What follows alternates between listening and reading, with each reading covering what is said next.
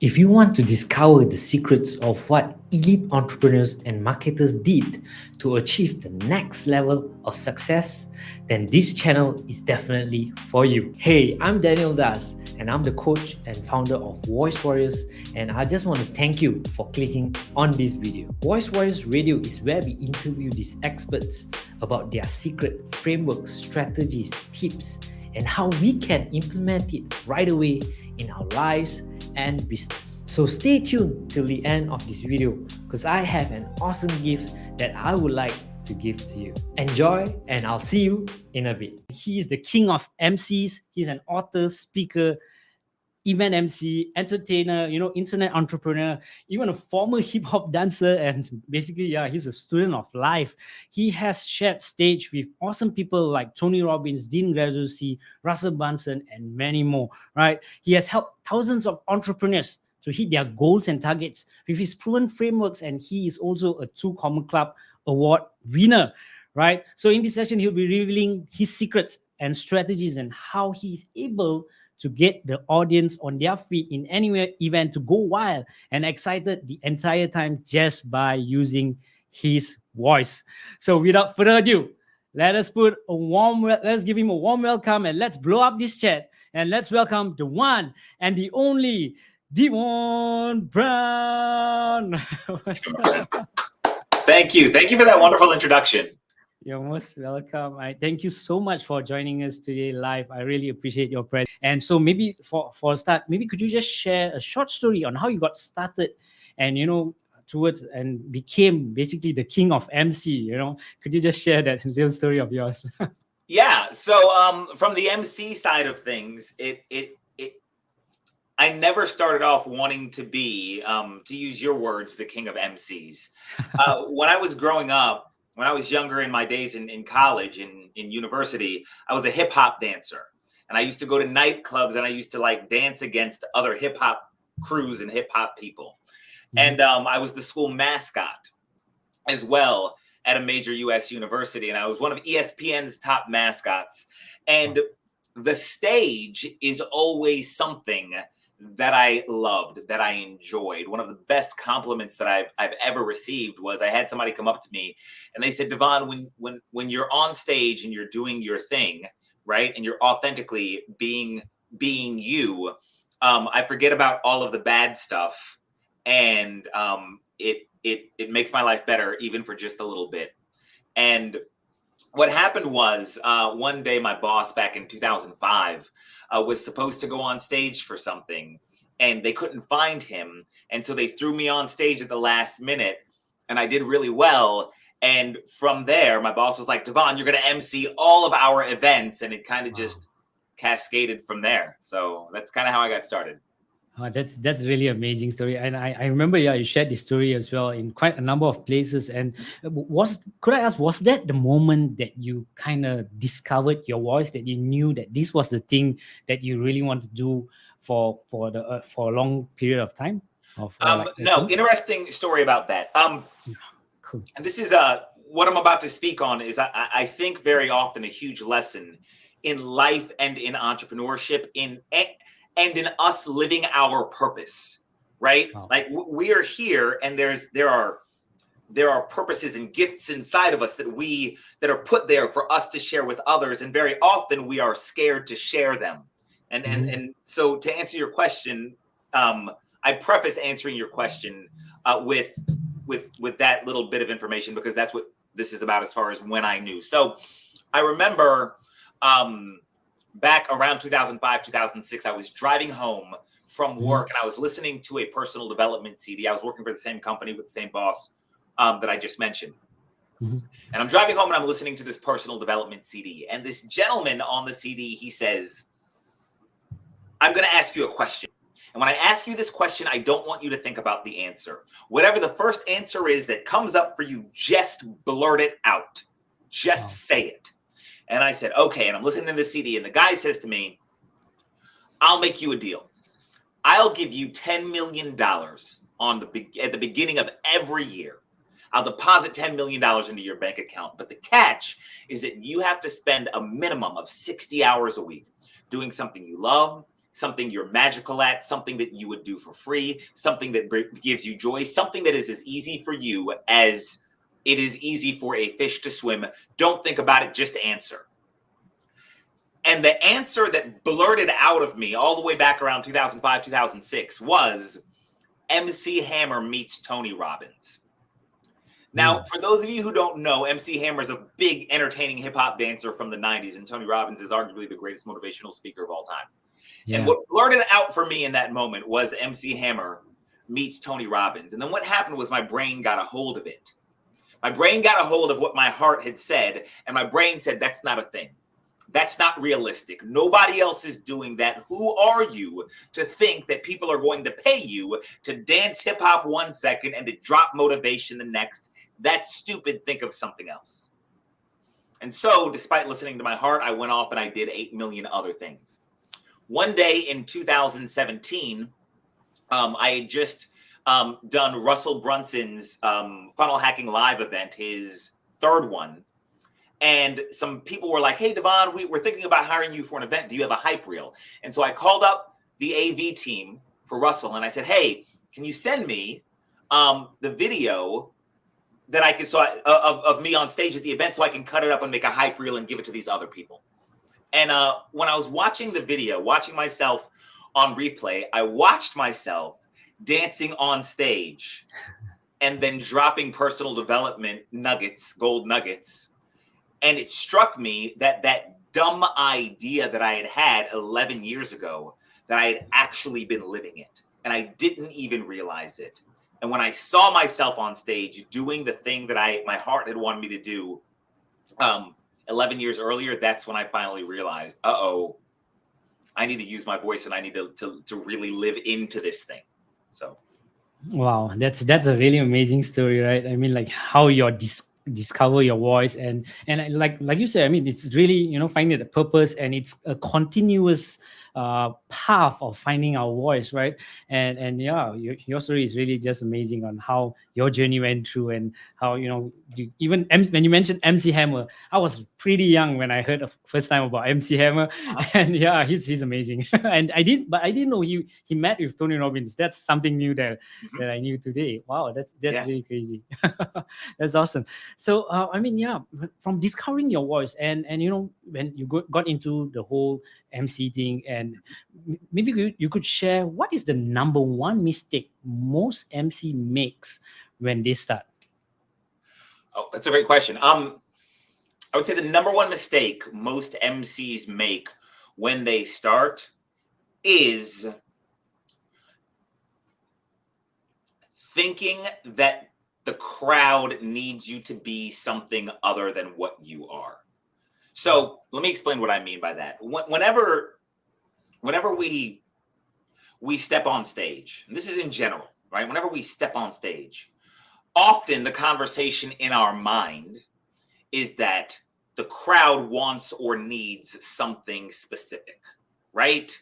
I'm going to go in there and the crowd wants the big energy and the big hype and all that crazy stuff. And that's what I'm going to give them, right? And you get on stage and you're all big energy and big hype and the crowd's not responding the way that you thought they would. The reason for that is, or we get on stage and we're like, the crowd needs me to be perfect and I'm a little scared. So, and then we're timid and the crowd isn't responding to us. Here's the thing we need to understand whenever we're on stage, even right now with me on stage with you. All the crowd wants and needs is for whoever is speaking to be authentic and to be comfortable in your own skin. That is the primary thing that the crowd wants and needs. So it's not, can I be the biggest? Can I be the loudest? Can I be the most energy? It's, let me come from a place of giving. Let me be authentically me, and let me try to serve this crowd the best way I can. And if I'm emceeing for a group of women in their 20s and 30s and there's a dance party, then authentically I need to be a higher energy. And if I'm emceeing for a bunch of 60-year-old dentists, then authentically I'm going to be lower in my energy. But both can be authentic. Yeah, I totally get what you're saying right there, and I think the particular event that you're mentioning was actually Lady Boss event, right? That's If right. I'm not wrong. That's Yeah, right. and that event there, they're all going crazy, and you have to go to that level of energy. Because the reason why I asked this question as well is because at the end of the day, when a lot of entrepreneurs we are starting off, we kind of do not have that budget, and at the end of the day, we have to be kind of the MC to Right. kind of introduce ourselves, introduce Absolutely. our thing, right? And so that's the reason why I feel like that's one mistake that we can really avoid, and being authentic, like you mentioned, and that's so true. Thank you Yeah. for that. And when you shared about energy, right? So how or what makes you bring that level of energy in each event that you're in? Could you just share that? Good question. So here is my rule, and I put it in quotes because sometimes it doesn't happen exactly this way. Yeah. So my rule is that whenever I go on stage, I analyze the crowd, and I always want to be more energetic than the crowd, but more energetic doesn't mean the same thing for every crowd. So going back to the example that we just talked about, if I go into a group of dentists, then on a scale of 1 to 10, I'm not dissing dentists. My apologies if you're a dentist watching this. It's a fair example. Yeah. So if I'm going into a bunch of dentists and everybody is quiet and they're seated and there is no music and they're just chit-chatting with each other and talking medical stuff, and I come into the room and I'm like, hey, everybody, what's up? Then they're going to be like, slow down, turn it down. You are too much. Get off the stage. But that Lady Boss event that you were talking about with a bunch of screaming women and the DJ and they're dancing I can come in at that 10, right? And so, Yeah. and that'll work. So the rule is wherever the crowd is, I come in 1 to 2 steps above that. Okay. So if the crowd is at a 1, I'm going to come in at a 2 or a 3. I want to be the most exciting thing and the biggest thing in the room relative to where they are. Wow. Relative to where they are. So me coming in at a 3 at a dentist convention, they're like, wow, this guy is really high energy. And if you take that me at a 3 and you put me in that women's empowerment thing, they're like, wow, this guy is really low energy. So it's all relative to the crowd, if that makes sense. Yeah, that makes so much sense, right? I mean, relatively, and going just 2 steps of energy ahead of the crowd, and like you mentioned as well, in that dentist crowd, right? Maybe I could follow up on that as well. What if the crowd was that kind of crowd?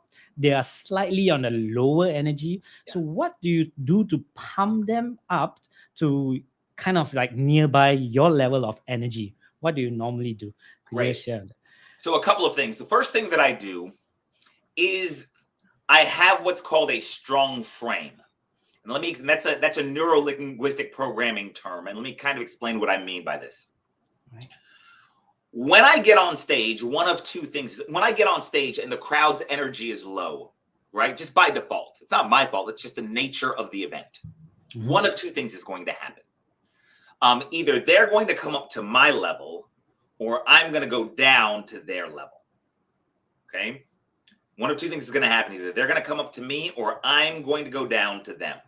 Now, remember what we just talked about. If they're here and I come in way up here, that's too much. There's a disconnect. It's not going to work. So they're here. I'm going to come in 1 to 2 levels above them. And now we've got a choice to make, right? I'm on stage. I'm more energy in them, but their energy is still a little bit low. I can make the decision to bring myself down here. Or what I can do is I can hold what's called a strong frame and make my commitment to staying here greater than their commitment to staying down here. And I will do that by saying something like, right off the bat, this is what I call addressing the elephant in the room. I'll walk on stage and I'll say, hey, everybody, my name is Devon Brown. I'm going to be your MC for the next few days here at this event. Now, I can already see the look on some of your faces. You're thinking to yourself, oh my gosh, this event just hired somebody who's going to make me stand up and move around and all of that stuff. And you don't really want to do that. Well, 2 things. Number 1, yes, you're correct. That's exactly what the event did. And number 2, I understand that that's a little uncomfortable. We're going to be on this journey together, and I'm going to invite you along the journey to stand up and to stretch, a little bit outside your All good. outside your comfort zone, right? Or something like that. Or I'll say, I can already see the look on your faces. Some of you guys are like, oh, great. They've hired one of those guys that's going to make me stand up and do stuff. Yes, and you're welcome, right? So I'm addressing this with them in a playful way to let them know I know what you're thinking. You know that I know what you're thinking. And now that we've addressed that, we both know our roles. And I'm going to be more committed to you coming up to me than I am in me going down to you. So just let you know, I'm not bringing it down there. Wow. Wow. So, but it's done from a place of inviting, not needing, and not demanding for them to do something. Wow, that's just beautiful. Thank you for sharing that. Guys, if you are listening to Devon, please go ahead and take down some notes because he's dropping a lot of golden nuggets right now. This is not just, the things that he's sharing is not just for being an MC, but, if you have your own live event, you could do that too. Correct. So guys, make sure you take down some awesome notes. Thanks for that, Devon. I really appreciate you for that. And so, wow, that's really beautiful. And so, like, what is one cool thing that you always do? Okay, not what is one cool thing, is that the thing that you always do in every event that you're in, or is there another thing that you always do in all the events that you're in? Yeah, well, so here's what I would say is that when you are good on stage, you're good at what we call calibrating, and that is recognizing the feedback that you're getting and then instantly adjusting. So I heard something interesting. They said when a professional singer sings a note, they don't just immediately hit the note, right? What they do is they attempt to hit the note. They're usually a little below it or a little above it, and they're listening to themselves, and then they slide up to it or slide down to it. When you fire a missile at a target, the missile doesn't go and straight hit the target. The missile is constantly adjusting. It's constantly calibrating to hit the target. So I have in my mind what I want from the crowd. So the one thing that I'm always doing is I'm always calibrating. I'm always adjusting. I just tried to do this with the crowd. It didn't quite work the way I wanted. Let me bring it down a little bit. Or I thought this crowd was going to be low energy. I came on stage and they are way above where I am. I need to recalibrate and lift it up a little bit. So the one thing that I'm always doing is I'm always calibrating, and I'm always looking at where the crowd is, where their energy is, how does it feel? And then I don't make myself bad or wrong for whatever's going on. I just take it as feedback and say, I need to adjust. So for the Lady Boss event, I don't go on stage and I don't say, I can see that some of you guys are, don't want to stand up out of your seats, because they're already standing up out of their seat. They're already dancing in the aisle. So there's no need for me to say that. Right. But the other event, I might have to say that. The Lady Boss event, I would go on because I'm always calibrating. I'm saying, oh my gosh, you all are so ridiculous high energy. Two things. Number one, please keep that up. And number two, can you transfer that to the people who I'm going to bring to the stage? Can you give that to them, please?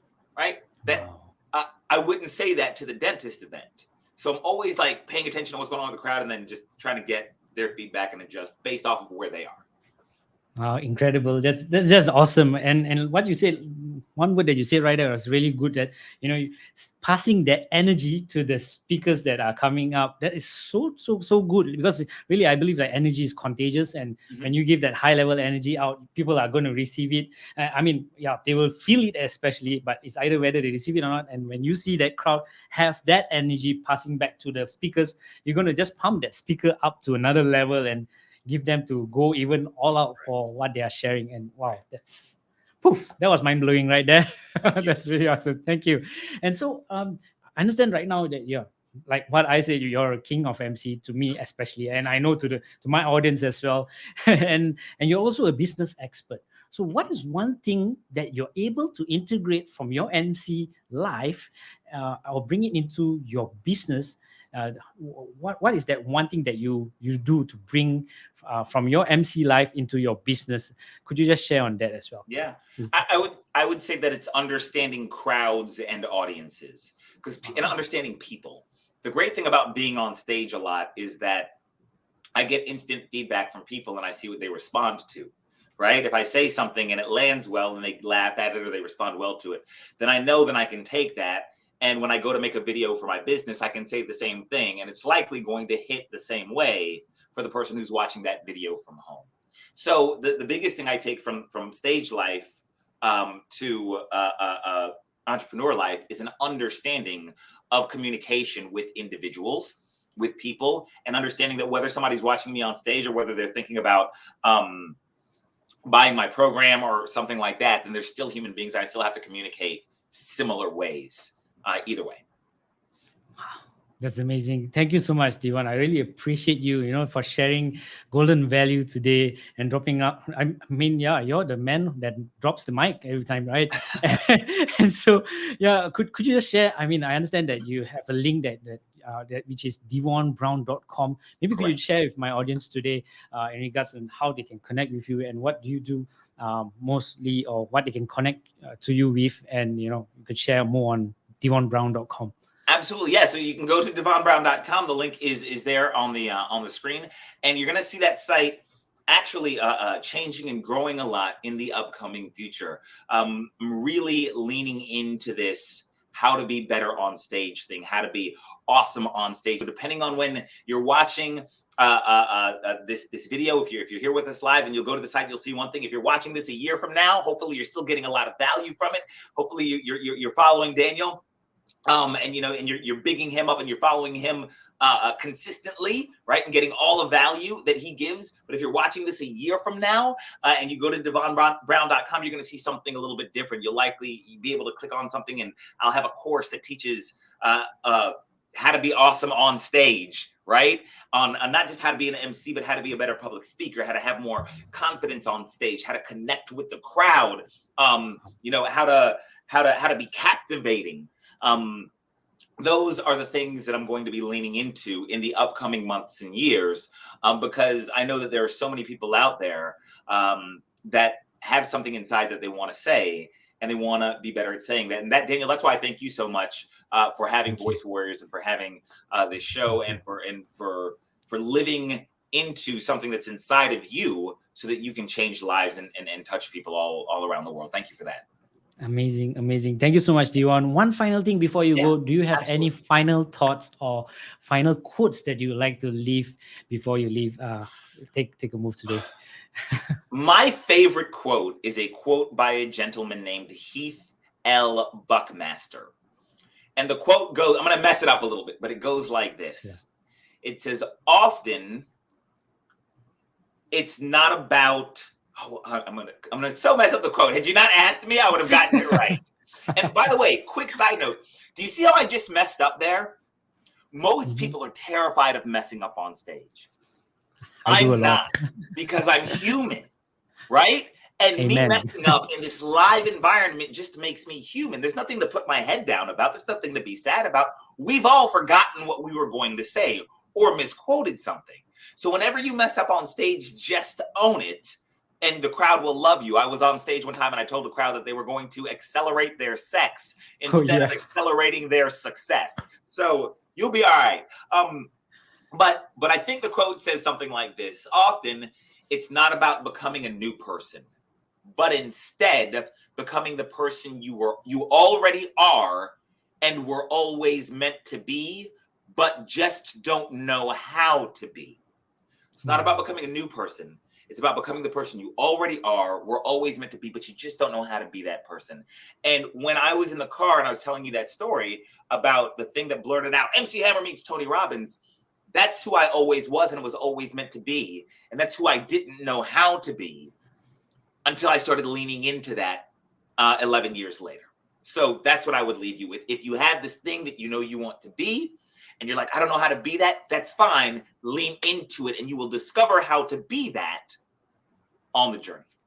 Hey, Daniel here again. And I just want to thank you for watching this video. And like I promised, I would like to give you an awesome gift. But before that, did you know the fastest way to reach the next level in your online business is not by cracking your head for ideas, going live every day on social media and all that? The fastest way we discovered is by interviewing experts that are in the niche that you're in. What I mean by that? Have you heard of this phrase where your network is your net worth? I'm sure you did, but if you have not, hear me out for a second. The real question is, how do we connect with these elite entrepreneurs and marketers? It took me a while to understand this, but with a lot of researching and studying, I finally discovered that most of them have this one pattern in common.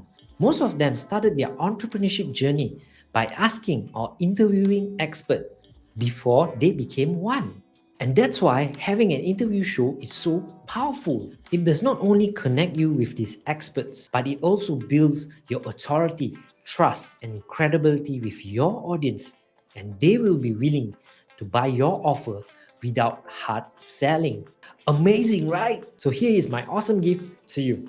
If you're looking to connect with your dream experts with a powerful interview show, I have this special short training that will help you with all the strategies that you need to launch one. All you have to do is click the link in the description, and that will direct you to my free group where the free training is. Over there, you'll be able to connect with me and ask me any questions that you have, and also join me in live interview session that is ongoing every single month. You will be able to find other free trainings that are in there that will help you in your entrepreneurship journey as well. Hope you enjoy it, and I can't wait to see you in there. Once again, thank you so much. Till the next one, I'm Daniel Das, signing out. Goodbye for now.